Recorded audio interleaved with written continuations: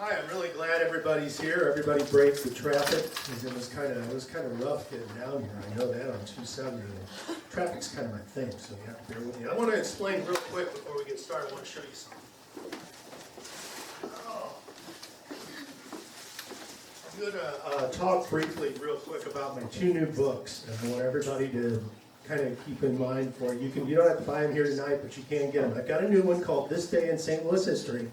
It just came out, and you may have seen it or heard us talk about it.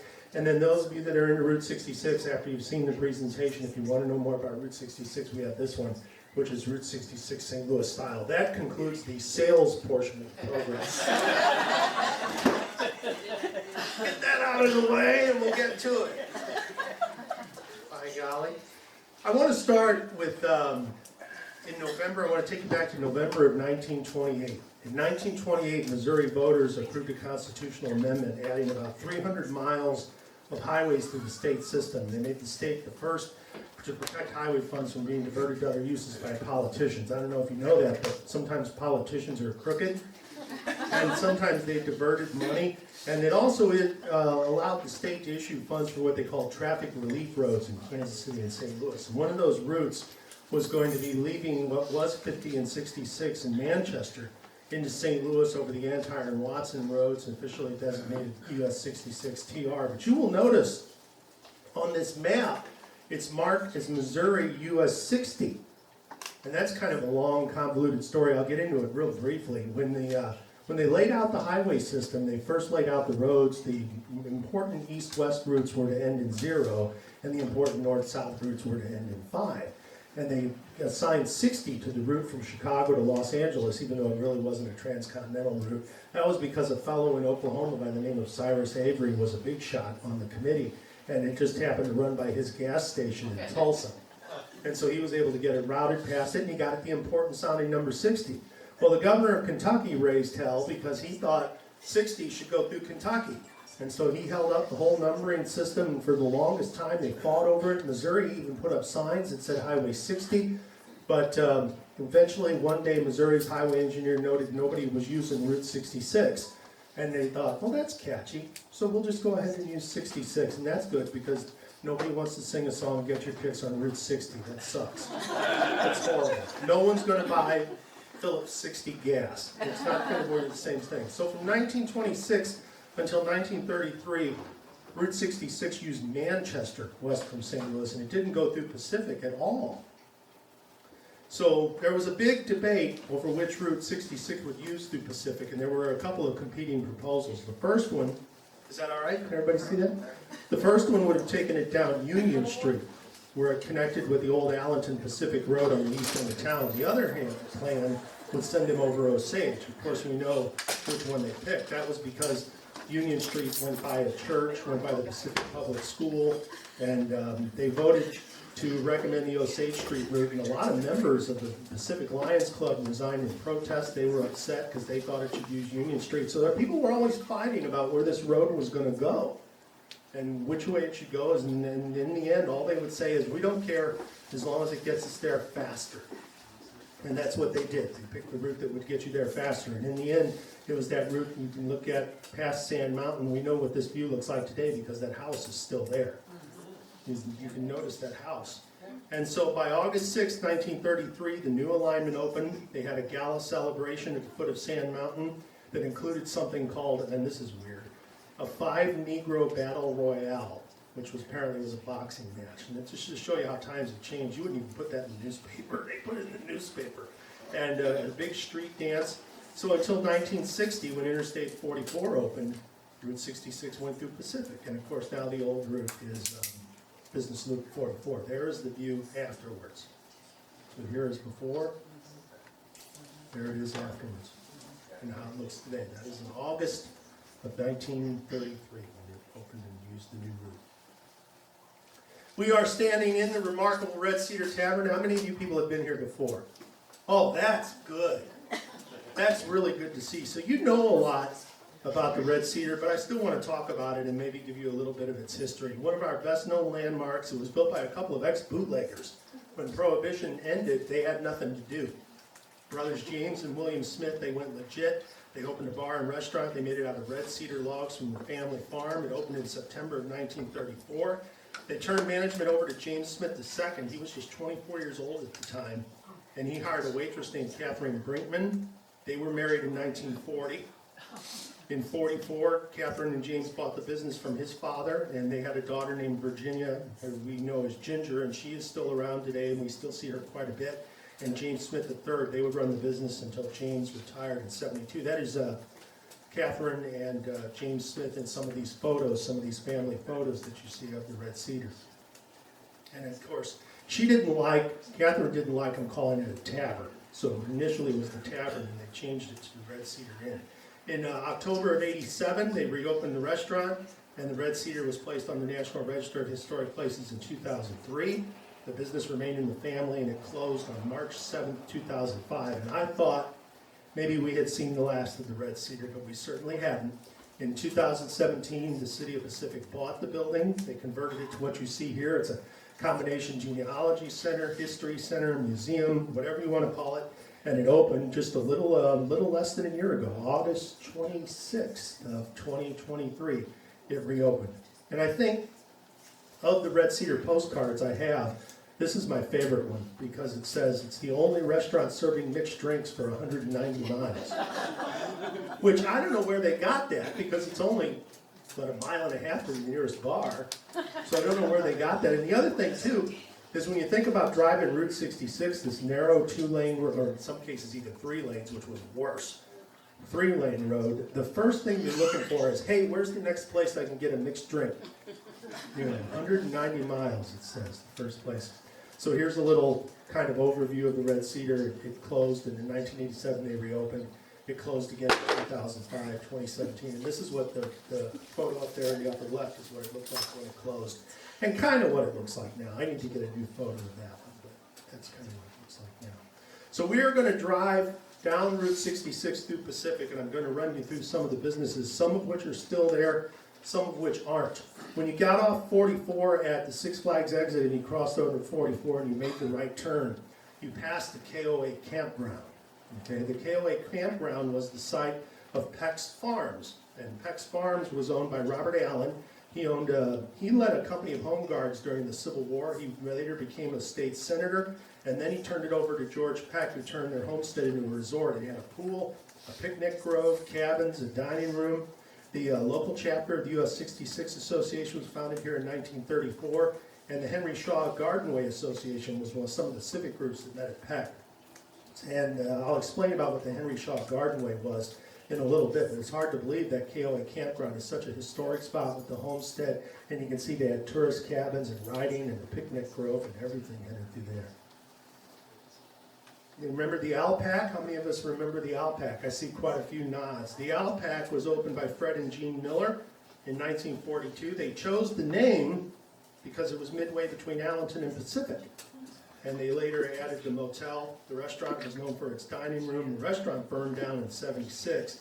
The motel served as an emergency shelter for homeless families until 2003. It was later owned by a contracting firm. And last count I had, they were using that to train police dogs in that building. So I don't know exactly what they're doing with it now, but that is the Alpac. It's still there. It looks somewhat similar to what it does in this picture, except of course the restaurant building in the front is gone. There it is today. So let me see if I can find the back key then. Yeah. The Alpac. The Beacon Court would have been next. It opened in 1946, and a sign, it was made from an old windmill derrick, topped with a beacon. And George and Monica Mailer, when they tore down most of the beacon, most of it is gone. A little bit of the office is still there. It's a contracting firm now, but most of it is gone. When they tore it down, George and Monica Mailer, bless their heart, they saved the sign, and the derrick now stands at the Beacon Car Wash, which is on East Osage, just a little bit further down from here. And only a small portion of the office remains today, but that is the Beacon Car Wash. Route 66 was a hub for silica mining, almost from the very beginning, from the 1860s. Sand silica is one of the most versatile substances on the planet. It's useful for creation of everything from glass to roadways, like Route 66. Caves created by the mining of the bluffs create a dramatic backdrop for the highway. The reason we see so many of these bluffs now is they were cut back when they built the highway, and that's why we see so many of the caves and things alongside here. In 1924, Pioneer Silica Products purchased a 205-acre tract of land. They began mining. The underground rooms from this mine are still there. They're used for storage because it's room temperature inside. It's 60 degrees year-round, no matter what. So they use it for storage, and they drive big truckloads of stuff in and out of there. U.S. Silica took over this plant in 1930, I think 1932 or thereabouts, and they've still got a major operation there today. So Pacific is still a hub of silica mining. In 1925, the pollution from St. Louis was threatening the Missouri Botanical Garden. It was killing the plants. It was really bad. And the Missouri Botanical Garden was thinking about moving out here to Pacific completely. Just pulling up roots, if you'll pardon the expression, and moving out here completely. And they established the Shaw Arboretum as a place to start growing plants and start doing some things. Well, they never completely moved out here, but now it's the Shaw Nature Preserve. So what they did is the Jensen Point Lookout Tower. The Jensen is one of the most unique structures anywhere on 66. It was built by the CCC in 1939 as part of the Henry Shaw Gardenway. The Henry Shaw Gardenway extended from the city limits of St. Louis to the Burbus River. And what they did is they took Highway 66 and they beautified it. They planted these, the botanical garden planted these beautiful shrubs and trees and flowers. And it was the most wonderful, beautiful road to drive. But then Interstate 44 came in and they tore it all up, but I'm not bitter. And it was named after, the overlook is named after Lars Peter Jensen, who was the first president of the Regionway Improvement Association, which became the Gardenway Association. He was the first manager of the Arboretum. He supervised the beautification of everything. And the landowner, they became great friends, and Jensen assisted in the construction and the building of this on top of Lookout Mountain. And you can still drive to the top there today. It's a bit of a hike. Has anybody done it recently? A few people have done it. A few people have done it. It's worth the view because there's the view from Jensen's Point. That's how it looked back in the day. Okay, that's how it looked back in the day. You see Route 66, you see the two railroads running side by side. Here's how it looks now.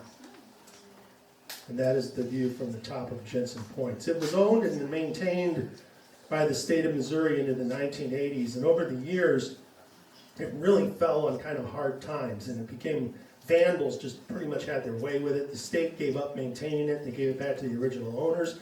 But they sold it to a fellow by the name of Wayne Winchester in the early 90s. And Wayne single-handedly saved Jensen Point. He kept everybody off it. He put up a fence. He did a lot of rehab work on the property. And Steve Myers, who was at that time an alderman for the city of Pacific, was a true believer in the preservation, and Winchester agreed to sell the property to Pacific for $300,000. The city of Pacific procured a grant. The city purchased it, and so our lookout tower is still there, and you can still drive up to Jensen Point, take the walk up the stairs, and it's just right, literally a few hundred yards down the road, and get that beautiful view. So next time you're out this way, go to Jensen's Point. As you keep going down Osage, on your left, this is 420 or 425 East Osage, there's a building with a giraffe rock facade. Has anybody seen this building? You might overlook it. It's kind of easy to overlook. It has a great history. It was originally a Sinclair station. It was built in 1932, operated by Earl Whitlock Sr. It became a standard in 51. In 52, Jerry and Edith Miller bought it. They lived in the house right next door. And they closed the station in 1964, and they remodeled the stone structure to use as a sandwich shop. It's an insurance agency. The sign from Miller Station, I got to tell this story. I know I'm kind of trying to cut it short, but I got to tell this story. I was driving by here when they were having an estate sale, and I walked out back, and in the barn there was a standard sign. It was painted white. It was covered with white paint. And I said, are you going to get rid of that sign? And the guy said, well, yeah, why don't you just take it? And I took it home, and I'll be danged if the paint wasn't washable paint. And it washed off. And underneath that paint was a pristine standard sign. And so I've got that sign hanging in my garage now. So it's now in my collection, and it was exhibited at the Missouri History Museum in Forest Park when they had the Route 66 exhibit. So if you saw that exhibit, you saw the sign from Miller's Standard. Right across the street is Gray's Catering. Do you recognize this building? It's a Quonset hut. You know what a Quonset hut is? A lot of you do, but in case you don't, Quonset huts come from World War II. They were mostly war surplus. The name comes from the site of their first deployment at Quonset Point, which was in Rhode Island, Davisville, Rhode Island to be exact. And they were used for bases, for headquarters, for aircraft hangars, for everything. And after the war, they became a cheap alternative for buildings for business owners. And a lot of people who were GIs who came back from the war, they purchased businesses, they purchased Quonset huts, and they set them up. And we've still got several fine examples here at Pacific. But this is a good example because it still has the original window lines and still has everything, so it still looks right. So what we've done is we've come into Pacific and we've got to the intersection of 00 and F. There's a left turn there, you make the left, so take time to do this. It is off Route 66 a little bit, but take the time to do it. And go to the downtown district of Pacific if you never have, because there's a lot to see. First of all, we have the Pacific Opera House, which was built with materials salvaged from the 1904 World's Fair. And if you're a train enthusiast, and I know we got a lot of those here because I heard the comments when the train came through. Oh, look, a train, because none of us have ever seen them before. I went out today and I chased the big boy for a little while. The Union Pacific Big Boy came through DeSoto this morning, so we went out and chased that for a little while this morning. And there's plenty of action there to watch on First Street along the tracks. There's a nice pavilion, and you can watch the trains that come through there every day. That is a view looking on St. Louis Street, or that's St. Louis Street, looking west, and here it is today. And it really hasn't changed. I can't get it to go back, but it really has not changed all that much. The building there is still, you can still watch trains. Here's a look at the Opera House. Like I mentioned, now the Pacific Brew House, and they have weddings and events and all sorts of things inside the Opera House. So I mentioned that we had all the bluffs that line Pacific. These were exposed, the caves were exposed when they cut back the road. A lot of this was railroad line, and then when they brought in the road in 31, 32, when they built the road, they cut back the bluffs, and they exposed a lot of these caves. And one of them is Blackburn Park, is at the top of that bluff that I just showed you. And that park came about in 1940. Jasper and Margaret Blackburn donated it to the city of Pacific. They wanted it to be also known as Sand Mountain to highlight the importance of Pacific as part of the Henry Shaw Garden Way. There is a replica of a Civil War cannon at the top. And this one's easier to get to. You can drive to the top of this one. And it's a little bit easier to get to. The cannon was put there by Zach Myers. He was an Eagle Scout, and that was his Eagle Scout project. And it's a replica, and it's positioned right where a Union cannon once defended Pacific from the army of Sterling Price, the Confederate Army, during the Civil War. So that's a lot easier now to get. It's easier to get to the top if you want a nice view. Just go ahead and drive up Blackburn Park. Back on 66, we're headed west. Look for this rock building on the left. It probably looks familiar because it hasn't really changed all that much. Does anybody recognize that building? It's somewhat recognizable now. That was the Cave Cafe and Station. Gee, I wonder why I got that name. Named for the caves directly across the highway. Ralph Martin ran that for 45, almost 45 years, from 43 to 87. It's now a used car business. It really has not changed that much. Yeah. It's now, were you just there? It's closed. It's closed now. It was a used car. Does he sell antique cars? Yeah, I think he still deals cars Road on the site. 66 sign right there? Yep, that's the one. That's the one. That's the building. Good eye. Good eye. So you can see that all these little buildings, and this is something about driving Route 66 for me, is we've only gone a mile. Okay, and I've already wasted a good 15, 20 minutes of your time talking about all these buildings. And if you think about Route 66, there's 2,000 miles of this, where every building has a story, and perhaps especially the abandoned buildings have a story. Because there are names that go with each of these places. There are dates that go with each of these places. There is a family that made a living along here, and in many cases the interstate came along and took all of that away. And it really makes you stop and think that life is precious and our time is precious on this earth, and sometimes we need to slow down a little bit. But that's That's one of the things I like the most about driving Route 66 is checking out all these buildings and hearing the stories behind them. We're getting a little further west. There was this building is no longer there. Opposite the high school, there was a dental office now. It was where Parrot's Restaurant was. The kids enjoyed the cherry cokes and the malts. It was in business from 1933 until 1974. It is now a dentist office. The site is now a dentist office. This building is no longer there. But again, that's another cool place, typical of a lot of the places that you would see on Route 66 in Pacific. And these postcards, in a lot of cases, postcards are the only way these buildings were documented because photography was expensive. We didn't have our cell phones with us back in those days, and it wasn't easy to take a picture. And when you did take it, you had to develop, and oh my God, you had to wait and see if it came out. 9 times out of 10, it didn't. And then you found out later. So photography was expensive. So a lot of cases, the postcard is the only way we've got to remember places like Parrots. And it's the only thing remaining to tell the story. So that's why I treasure postcards from Route 66. I'm going pretty fast. This isn't going to take nearly as long as I thought it was going to take, so I'll have everybody back out of here before you know it. We're headed west again. This is another building that's long gone. You won't recognize this one. All we have to remember it by is the humble penny postcard.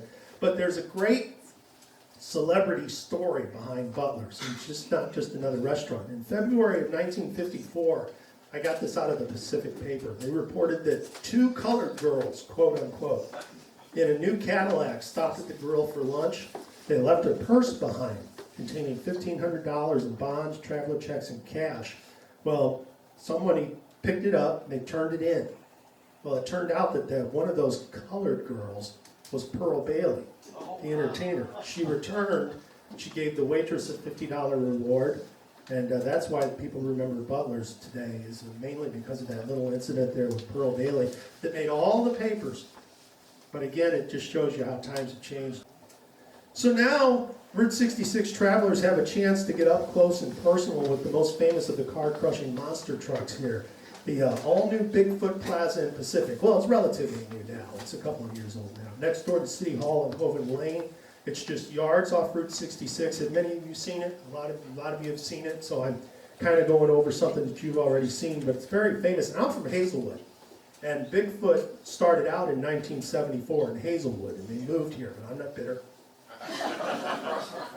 The original home was Bob Chandler's Midwest 4-Wheel Drive and Performance Center, which was in Ferguson originally. And then it moved to Lindbergh and 66 in Hazelwood in the late 1970s. And it sat up there on a big high podium there, 270 in Lindbergh. You couldn't hardly miss the thing. It was a big deal. And the move to Pacific came in 2016. And the Bigfoot has been here ever since. Get to keep going a little bit further west in Route 66. We're almost done. This really didn't take nearly as long as I thought it would to get you through Route 66 in Pacific. Harry Engelhart and his family came to St. Louis in 1922. And here's another case where the pollution of the city was driving people out. He had a farm in St. Louis. Can you imagine that? He had a farm. And the smoke pall was killing his crops. He was having trouble breathing. He came out to Pacific in 1922, and the 3rd generation of Engleharts keep it going today. It's the oldest and largest direct-to-the-consumer farm in the area. But the interesting thing about this photo that's really cool about it is when Harry purchased the property, it was on the Frisco Railroad. The railroad would stop out front, and Harry could catch a ride to St. Louis. Well, in 31-32, when they built 66, they moved the tracks to the south of the property, and part of the former railroad right-of-way would be used for US 66. So it's old railroad right-of-way. And the new highway was to have gone right through the residence, and that's what this photo is. This is a photo from the court case. The family went to court, and in order to keep from losing their house to the new highway, and they moved the highway to the front of the property. So the Engelhart residence, this photo was taken in August of 1932 from a point on the proposed Highway 66. That's actually a photograph from the court case, and you can see their crops and everything surrounding the house. And Englehart's is still a very cool stop.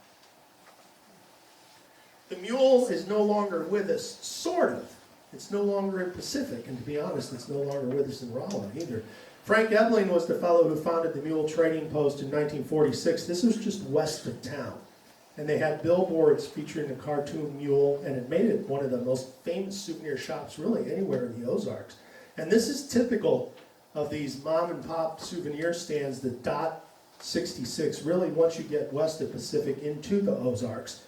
And during the 40s and 50s, these were, places like this were a dime a dozen. They were every mile or every couple miles on 66. But when 44 came in, he got wind that it was coming, and he moved to Rolla in 1957. And the Mule Trading Post, the building still stands. It is no longer in business. It unfortunately closed relatively recently. The sign is still there. I don't know what's going to happen to the sign. I also don't know what's going to happen to the big hillbilly out front. There's a giant hillbilly sign out front, and his arms rotate. Yeah. And I don't know what's going to happen to that anymore. But he did. But Ebling moved to Rolla in 1957, and that building is still there. This is our last place on Route 66 in Pacific. Look at, I got the reaction I was looking for from people because they recognized that sign. You can see that sign from Interstate 44, which was the point. Willard Haley and his wife Bernice owned a donut shop. They bought the Trails Inn Motel, this little teeny tiny place here at the west end of town. The units were later connected. When 44 was constructed, they added a huge vertical sign that read Motel. Now, I don't know who owns it now. I'm not going to say anything bad. Okay, yeah, I am. But it's really gone to hell. It's really in bad shape. The E and the E is missing from the sign, and the T's gone too now since I took this picture. So it's a mole. And then the sign is missing, and the place has really fallen on hard times. But at one time, it was this beautiful spick and span mom and pop place with that little white picket fence out front. And it's hard to believe what the interstate, it's a good example of what the interstate has done to a business in Pacific. So that, I wanted to keep it short. I didn't want to take too much of your time. That is a look at Route 66 through Pacific. And I thought what I'd do is put this down and throw it open to questions and see if we had questions, answers, reminiscences. I especially like hearing people's stories.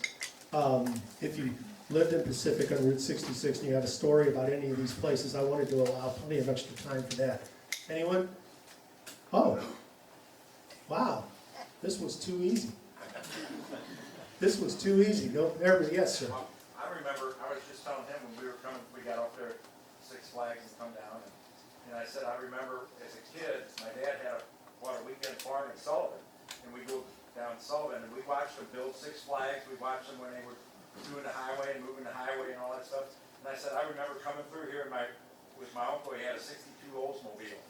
And we were going, just remember driving through Pacific and stuff like that. And it's interesting too, and then something I meant to bring up about Pacific is it's got one of the last remaining 3-lane stretches of 66 that you can still drive in the state of Missouri. And that was a treacherous, that was a bad idea.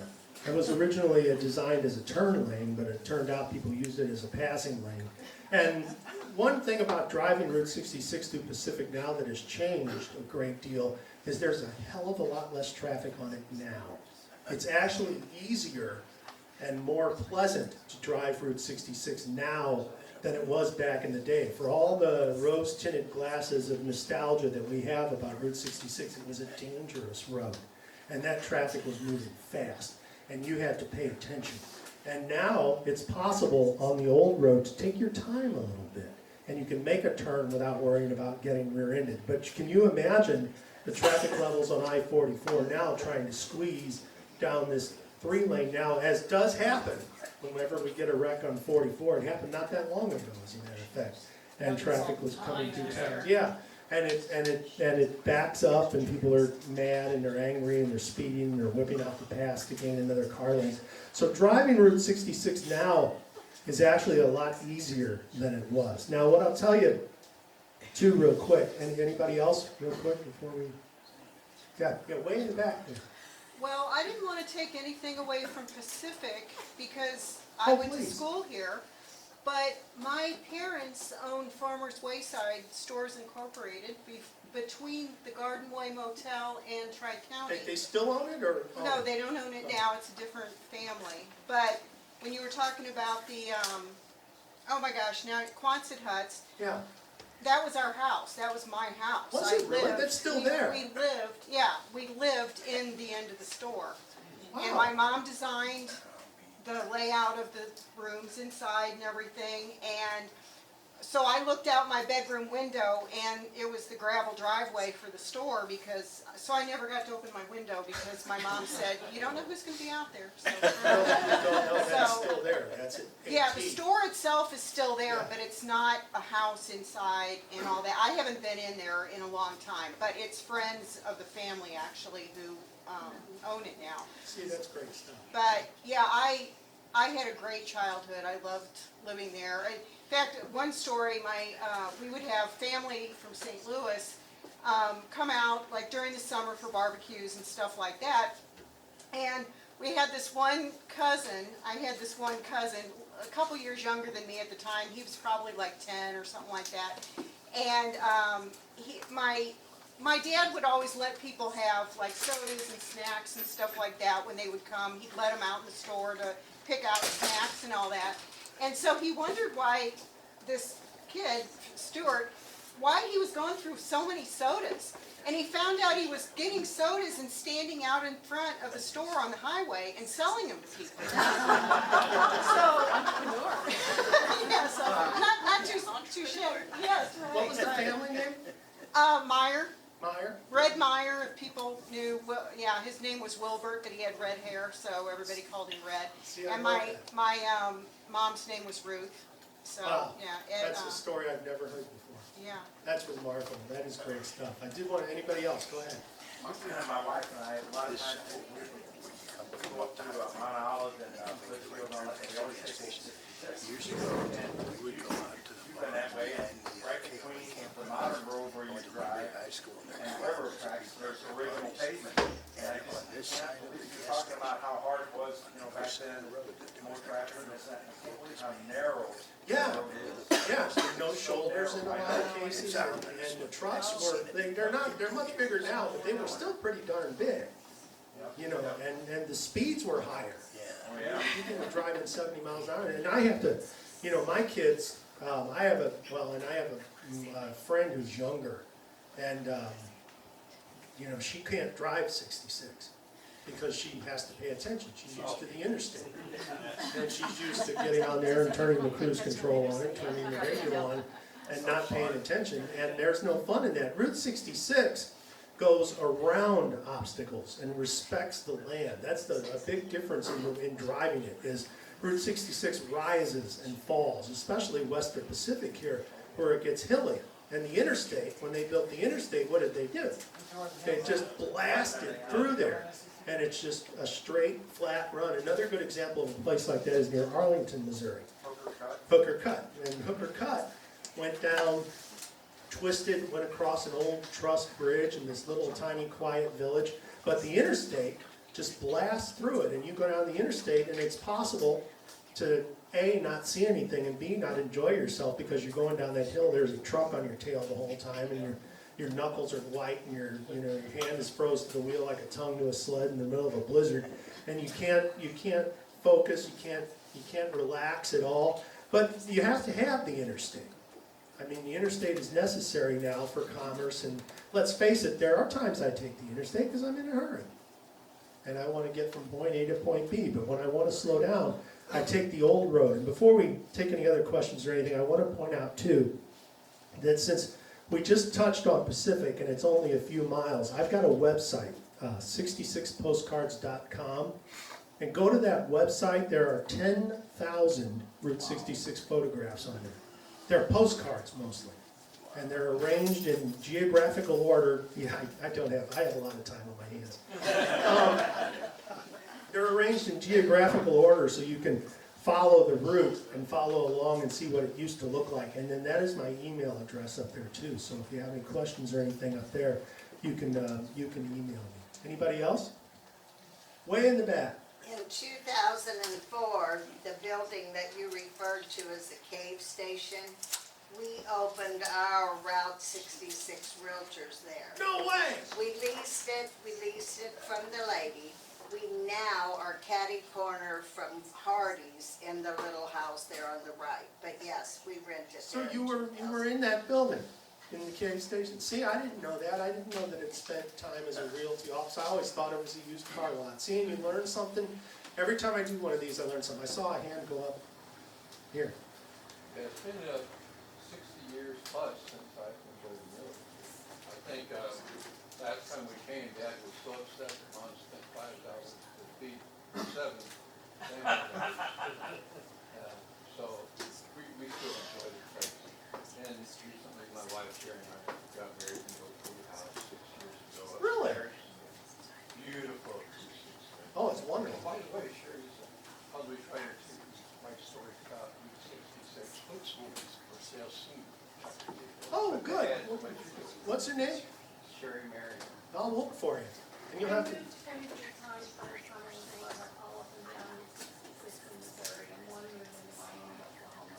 So my sadness is every time we go to Table Acclaimed, the fact that Stony Dell wasn't there anymore. for And the those of you Stuckey's that my dad built. that don't know, Stony Dell. Really, the studies outside of Rolla? Really? Kyle my mom worked at. Stony Dell, I have to explain Stony Dell because a lot of people may not know what Stony Dell was. Stony Dell was a place outside of Arlington, Missouri, and I've got pictures on the website. I wish I had some handy with me that I could show you, but this was a remarkable, I guess I would call it a resort, for lack of a better term, but it was mainly just a giant swimming pool, and built by a man out of Ozark Rock. And when I say swimming pool, I mean this grandiose, magnificent, hand-built structure of Ozark Rock. And those of you that aren't familiar with the term Ozark Rock, that building that we showed you, it's the sandstone usually with the colored grout in between it. And it was a magnificent structure, and they tore it down when they built Interstate 44. But there's still a few little ruins on one side of the highway, but the pool is gone. And that was an appalling loss. That was a really sad thing. If they could have saved that. But I don't know. I mean, sometimes I think in the modern world, something like Stony Dell wouldn't fly because it had sharp edges and it wasn't sanitized for our protection. And, you know, the water probably, it came from a spring, so it probably wasn't chlorinated, and the health department would probably have had a hissy fit. So you probably, you know, so it's probably just as well that it's gone because the good people would have saved us from it I think eventually. the remnants were just there when I was 6 years old, we lived in Jerome, and Dad would pull the car down in there and wash the car. With the spring, which is still there, if you know where to look. The cap to the spring is still alongside the highway. It's right next to a mile marker on the interstate, and it's capped, and the spring is still there, and there's still water coming out of that thing. And that fed that pool, so you talk about cold. It had to have been freezing cold in that pool. You pick up one of my books. I've got a book called Route 66 in the Ozarks, and it has tons of pictures of Stony Dell, because I was fascinated by it when I was a kid. It was just, they tore it down when I was 5 or 6, so I don't actually remember it. But once I saw pictures, matter of fact, there's a big picture in my office hanging up of Stony Dell, and it was just a remarkable structure. And when we grew up in the Ozarks, Lake of the Ozarks had a lot of structures like that, and it still does. There's still some things on the strip, although it's changed a great deal and it's gone downhill. You can still see, you can still get an idea of what it was like. And I count Lake of the Ozarks as Route 66. I know it's a half hour off, but I still count it. So if you want a feel of what Route 66 was like, take a drive on old US 54 along by Bagnell Dam and check out the strip. Is that picture with the guardrail, is that my devil's elbow? That is actually just a generic postcard shot, but I think it could very well be. Because I know they got a guardrail. Turnbuckles. As you're going up the hill. Yep. And it's, right past that, there's a bunch of trees and Yep. there's a big overlook by a There's a big big overlook. valley. So if you Google Hooker Cut in Hooker, Missouri, if you're looking for somewhere to drive, and when I first started driving Route 66, that was the first place I went, and that's kind of what got me hooked, was Google that, and if you're looking for a place that's representative of Route 66 and you want to get an idea, you're curious what all this is about and why we're so obsessed with it and what is so darn cool about Route 66, Google Hooker Cut, and it's County Road Z in Pulaski County. And go through that area and do a little homework on that. And just take that, it's what, 20-minute drive off the interstate, not 20 minutes to go from Hooker to get back on the interstate there on the other side of Waynesville. And you will see the most remarkable stretch of old road. The 1920s alignment goes through, we say alignments, we say, because again, it was always changing. And during World War II, they built a 4-lane that bypassed that. Then they built the interstate, and hell, they've even bypassed the interstate there, because they were, again, just trying to get it to go through there quicker. So Google that, and that'll teach you a whole lot about Route 66. Is that it? Is that anybody else? Well, I didn't want to take too much of your time. I wanted to allow plenty of time to sign books and meet everybody. So that's why I kind of cut it short. I hope that was long enough for you. Hope that helps your interest. Okay, all right, great. Well, thank you.